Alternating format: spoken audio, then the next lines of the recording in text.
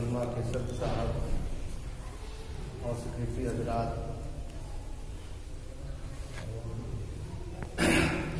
یہ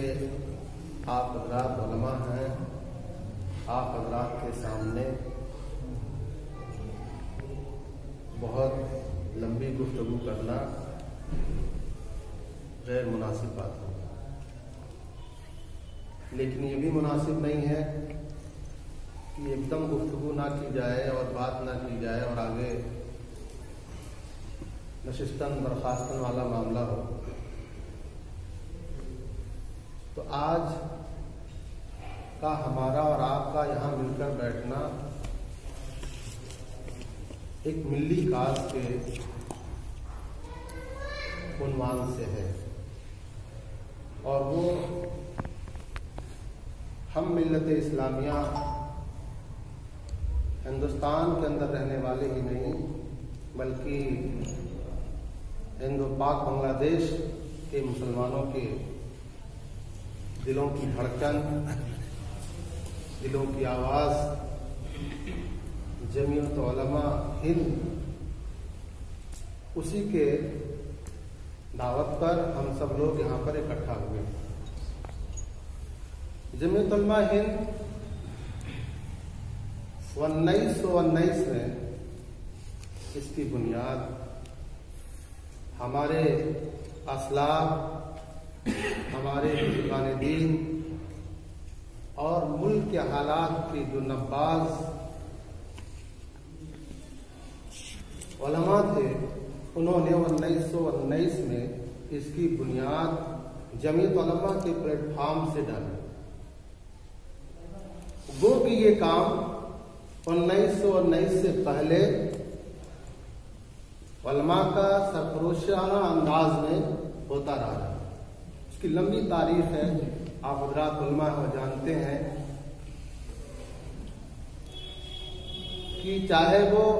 سید احمد شہید رحمۃ اللہ علیہ ہو یا حجت الاسلام حضرت مولانا قاسم نانوتوی رحمۃ اللہ ہو، یا اسی طرح سے فاتح قادیان حضرت مولانا ثناء اللہ امرتسری رحمۃ اللہ ہو، یا اس کے علاوہ بہت سارے علماء ہیں جنہوں نے 1919 سے پہلے تشدد کے ساتھ جہاد بھی سیر کیا۔ یہی وجہ تھی لاکھوں علماء انگریزوں کی طاقت کے شکار ہوئے، پھانسیاں دی گئیں، سولی میں ان کو چڑھایا گیا، قید و بند کی زندگی گزارنے پر وہ مجبور ہوئے اور جہاد کی سیر کرتے رہے۔ اس کے لیے مختلف مقامات ہیں، چاہے وہ پلاسی کا جنگ ہو، چاہے ٹیپو سلطان شہید کی یا اسی والی جنگ ہو، یا اسی طرح سے 1857 کی جنگ ہو، یہ مختلف جنگیں ہیں جن کو آپ حضرات جانتے ہیں، تفصیل میں نہ جا کر کے۔ یہ ساری خدمات انہی علماء کرام کی تھی۔ انہی علماء کرام نے 1919 میں یہ طے کیا کہ اب تشدد نہیں بلکہ عدم تشدد کے ساتھ، ہندو مسلم کی اشتراک کے ساتھ ملک کی آبیاری کی جائے، خاص طور سے ملک کو انگریزوں کی غلامی سے آزادی کے لیے محنت کی جائے۔ اور دارالعلوم دیوبند کے طالب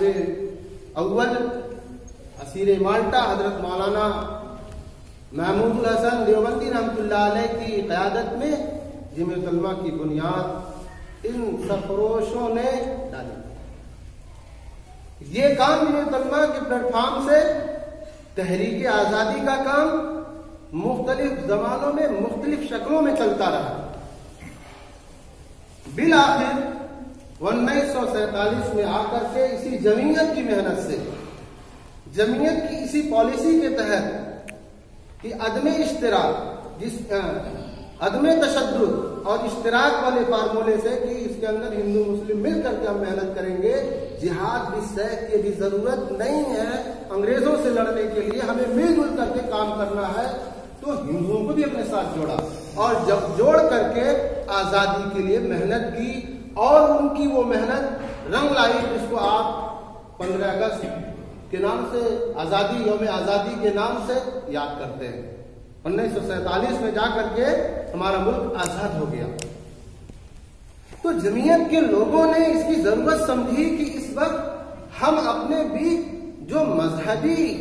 دیوار کھڑی ہے اس کو ہٹا دیں، اس خلا کو ختم کریں، ہندو مسلم کے اشتراک کے ساتھ، اور تشدد نہ ہو، بغیر تشدد کی اس کی محنت کی جائے۔ جمعیت علماء کی یہ پالیسی اس وقت ہے، جبکہ اس سے پہلے آپ آئیں گے تو وہاں جہاد بھی سیف ہے۔ سید احمد شہید رحمۃ اللہ علیہ بالا کوٹ میں جا کر کے شہید ہو رہے ہیں، ہزاروں علماء ہمارے 1857 کی جنگ میں شہید ہو گئے، نہ جانے کتنے علماء اور حفاظ کو پھانسی کی سولیوں پر، پھانسی کے پندوں پہ لٹکا دیا گیا، پابند سلاسل کیا گیا، جیلوں میں ڈالا گیا، ان کو کالی کوٹھی میں ڈالا گیا، کالے پانی میں پہنچایا گیا۔ یہ ہوتا رہا۔ آ کر کے جمعیت علماء نے اپنی پالیسی چینج کی اور اشتراک والی پالیسی اپنائی، عدم تشدد کو اپنایا، آ کر کے اپنا ملک آزاد کرا۔ ملک کے آزادی کے بعد جمعیت علماء نے ایسے نہیں کہ اپنے آپ کو بالکل الگ تھلگ کر لیا اور مسلم مسائل سے اپنے آپ کو کوئی مطلب نہیں۔ ملک کی آزادی کے بعد چاہے وہ قانون ساز ادارے ہو، وہاں بھی اپنے نمائندوں کو پہنچایا، اور مجاہد ملت حضرت مولانا عبد الرحمان سبحانی رحمۃ اللہ علیہ کی محنت ہے، جو جمعیت علماء کی کسی زمانے میں جنرل سیکریٹری ہوا کرتے تھے، ان کی محنت تھی، ان کی فکرت تھی، ان کی وہ غرض تھی جو پارلیمنٹ میں ہوتی تھی، جس کے نتیجے میں یہاں کے اقلیت اور بالخصوص مسلمانوں کو بہت سارے سہولتیں ملی،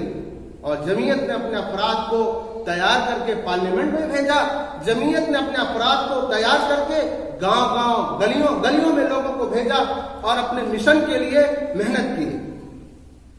آج وہی جمعیت علماء ہے جو آج حضرت مولانا سید ارشد مدنی دعوت برکاتہم کی قیادت میں اس کارہائے نمایاں کو انجام دے رہی ہے۔ آج کتنے مسائل ہیں آپ کے سامنے، آپ علماء حضرات ہیں، حفاظ ہیں، اچھی طرح سے جانتے ہیں۔ 1919 میں جو حالات تھے، جس حالات کے تناظر میں جمعیت کی بنیاد ڈالی گئی تھی، آپ اگر سرسری مطالعہ کریں گے، تھوڑا سا وقت گردانی کریں گے، تو آپ کو پتہ چل جائے گا کہ اس سے زیادہ کہیں ناگفتہ بے حالات آج کے ہیں۔ انگریز کی مضبوط طاقت تھی اس وقت، انگریز اپنے طاقت کے نشے میں مسلمانوں کو ختم کرنا چاہتا تھا، اسلامی شعار کو ختم کرنا چاہتا تھا، طاقت کا استعمال کر کے ہمارے نوابین کو، ہمارے روسا کو، ہمارے علماء کو جیلوں میں ایک طرف ڈالا جا رہا تھا طاقت کے نشے میں، یہاں تک کہ میرا ملت اسلامیہ کا، بلکہ اسلامی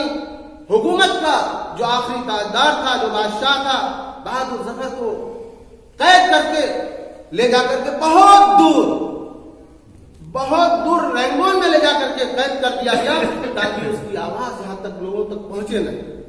ایک طرف تو اس طاقت کا استعمال کیا جا رہا تھا، جو ہمارے ظلمہ تھے، جو ہمارے لیڈران تھے، چاہے وہ مذہبی ہو، چاہے سیاسی ہو، چاہے اقتصادی ہو، ان کو پکڑ کے جیلوں میں بھر دیا گیا تھا، اور ہماری بھولی بھالی عوام جو بچی تھی، وہاں پر ان انگریزوں نے اپنی مشنریوں کے ذریعہ ان بھولی بھالی عوام کو مرتد کرنے کا کام کیا تھا۔ گاؤں کے اندر مشنری کے لوگ پہنچتے تھے، تعلیم کے نام پر، تجارت کے نام پر، روزگار کے نام پر لوگوں کو اپنے قریب کر کے ان کو مرتد کرنے کی پوری پلاننگ رہتی تھی۔ وہ حالات تھے، اور ملک کے حالات سماجی اعتبار سے یہ تھے کہ ملک بالکل ٹکڑوں میں بٹ چکا تھا، چھوٹے چھوٹے رجواڑے، چھوٹی چھوٹی ریاستیں تھیں، یہاں تک کہ جو آج کا ایک اسٹیٹ ہے جیسے راجستھان، اس جیسے اسٹیٹوں میں 52 راجا ہوا کرتے تھے، 52 حکومتیں ہوا کرتی تھیں، سماجی اعتبار سے بھی بانٹ دیا تھا، اور جو لوگ سمجھدار تھے ان کو جیل کی سلاخوں میں ڈال دیا تھا، اور وہ اپنے ناپاک ارادوں سے یہ کام کرنا چاہتے تھے۔ آج بھی آپ اسی حالات سے اپنے حالات کا موازنہ کریے، آج بھی وہی ہو رہا ہے کہ ہمارے اندر جو سمجھدار لوگ ہیں، چاہے مذہبی سمجھدار ہوں، علماء کی جماعت ہو، چاہے وہ سیاسی ہو، وہ سیاسی ہمارے لیڈران ہو، سب کو اٹھا کے جیلوں میں ڈالا جا رہا ہے، ڈال بھی دیا گیا۔ اچھے لوگ اب باہر نہیں ہیں، اور جو باہر بھی ہیں ان کے اوپر ان کا وہ کیمرہ نصب ہو چکا ہے، ان کی نقل و حرکت کو ریڈ کیا جا رہا ہے، کہ وہ کہاں جا رہے ہیں، کیا بول رہے ہیں۔ حالات بڑے سنگین ہیں، چونکہ مضبوط حکومت ہے، لادینی طاقتوں کی مضبوط حکومت ہے اس وقت۔ مدرسوں پر، مساجد پر، عبادت خانوں پر، اوقاف پر ان کے کیمرے نصب ہو چکے ہیں۔ آپ کی ہر نقل و حرکت کو دیکھا جا رہا ہے، اور جہاں موقع پاتے ہیں اس کو اٹھا کر جیل میں ڈالتے ہیں۔ ایک تو یہ ہو رہا ہے، دوسرا چونکہ ہمارے پاس روزگار نہیں، خاص طور سے مسلم اقلیت جو ہے ان کے پاس کچھ نہیں رہ گیا ہے، نہ سیاست، نہ تعلیم، نہ معیشت، نہ تجارت، نہ زراعت، سب ایسے قوانین وضع کیے گئے کہ دھیرے دھیرے ایسا ایسا چھین لیے گئے۔ آج مسلم یہاں کا بالکل حاشیے کے اوپر ہے۔ ایسے موقع پر ان کی آر ایس ایس کی طاقت، آر ایس ایس کے ورکرز، ان کے اور جو دوسرے انتہا پسند جماعتیں ہیں ان کے افراد ہمارے بیچ گھوم رہے ہیں۔ ہمارے بیچ گھوم کر کے وہ کیا کرتے ہیں، ہم کو کبھی 2 پینشن کے نام پر، کبھی ہمیں راشن کے چاول کے نام پر، کوٹے کے نام پر ہم کو اپنے قریب کرتے ہیں، اور قریب کر کے پھر ہمارے بیچ ارتدادی باتیں ہو رہی ہیں۔ تعلیم کے نام پر قریب کر کے ہمارے بچیوں کو مرتد کیا جا رہا ہے، ہمارے بچوں کو مرتد کیا جا رہا ہے۔ ہماری بچیوں کو بہت جلدی وہ لوگ اپنے ہاتھ میں لے لیتے ہیں اور ان کو انعام ملتا ہے سرٹیفکیٹ کہ اس نے ایک گھر واپسی کرائی ہے۔ میرے معزز بزرگوں اور دوستوں، حالات جو اس وقت تھے اس سے کہیں زیادہ خطرناک حالات اس وقت ہیں۔ جتنی ضرورت اس وقت جمعیت کو تھی اس سے کہیں زیادہ ضرورت اس وقت جمعیت کی ہے، اور جمعیت کی اس پالیسی کی سخت ضرورت ہے۔ عدم تشدد، اشتراک، ہمارا غیروں کے ساتھ بڑھیا ربط ہونا چاہیے، بڑھیا اچھے روابط ہونے چاہیے، ان کی خوشی، ان کی غمی میں ہم شریک ہوں، ہمارا اشتراک ہو۔ کسی محاذ پہ ہم کام کرنا چاہتے ہیں تو اکیلے ایسا نہ ہو کہ اپنا لیبل لگا لیا اور دوسرے لوگ ہمارے ساتھ نہیں، بڑی دانش مندی کے ساتھ، بڑی ہوش مندی کے ساتھ یہ کام کرنے کی ضرورت ہے۔ اور دوسری طرف عدم تشدد نہیں ہونا چاہیے۔ اس زمانے میں ہمارے اسلاف نے اس طرح سے تشدد کی دیواروں کو ختم کیا کہ غیروں سے ہاتھ ملا لیا تھا۔ گاندھی جی کو آگے امام بنا کر کے ہمارے علماء لے کے چلتے تھے، کیونکہ اسی میں ہمارا فائدہ تھا۔ اس وقت کی جو جابر طاقت تھی، جو ظالم طاقت تھی، اگر ایسا نہیں کرتے تو ہم لوگ سب کے سب ختم ہو چکے ہوتے اور اسپین کی تاریخ دہرائی جا چکی ہوتی بھارت کے اندر۔ لیکن قربان جائے ان علماء کرام پر جنہوں نے اس پالیسی کو چینج کر کے آگے بڑھا کر کے لوگوں کو ساتھ لے کر کے کام کیا۔ وہ وقت بھی وہ تھا، کبھی اہل حدیث کے نام پر، بریلوی کے نام پر، دیوبندی کے نام پر اور شیعہ سنی کے نام پر مسجدوں کے اندر قتل و غارت گری ہوتی تھی، دیوانیں کھڑی کی جا چکی تھیں۔ یہ انگریز چاہتا تھا کہ آپس میں لوگ لڑیں، ان کے گھرونے بنے رہیں، مضبوط ہو جائے، آپس میں ملنے نہ پائے۔ آج بھی حکومت یہ چاہتی، بریلوی ہم سے کٹا رہے، دیوبندی ہم سے کٹا رہے، اہل حدیث ہمارے ساتھ نہ جڑے، لیکن ہمیں بہت ہوش مندی کے ساتھ ان دیواروں کو ختم کر کے، جمعیت یہ چاہتی ہے ان دیواروں کو ختم کر کے ایک جٹ ہو کر کے ہم محنت سے اس کام کو کریں، غیروں کے ساتھ بھی اپنے روابط مضبوط کریں۔ چاہے کہ ہم آپس میں دیوبندی ہوں، ہم آپس میں ایک فکر کے حامل ہوں، ہم آپس میں ایک جماعت ہوں، آپس میں منتشر ہوں گے، بٹیں گے تو کام نہیں ہو پائے گا۔ اس لیے ہمیں مل جل کر کے محنت سے اس کام کو کرنے کی ضرورت ہے۔ جمعیت علماء ہند یہ ہماری میراث ہے، اس میراث کو اگر ہم نے گنوا دی، اگر ہم نے اس میراث کو گنوا دیا آپس میں لڑ کے، آپس میں اختلاف کر کے، انتشار کر کے، عہدے کے لیے، کیا کہتے ہیں، تسلط کے لیے، تو پتہ کیا چلے گا؟ علامہ اقبال نے کہا تھا نا، گنوا دی ہم نے جو اسلاف سے میراث پائی تھی، آگے آپ جان ہی رہے ہیں۔ تو وہ حالت نہ آنی پائے، آپس میں ہم آپس میں متحد ہو، ہر آدمی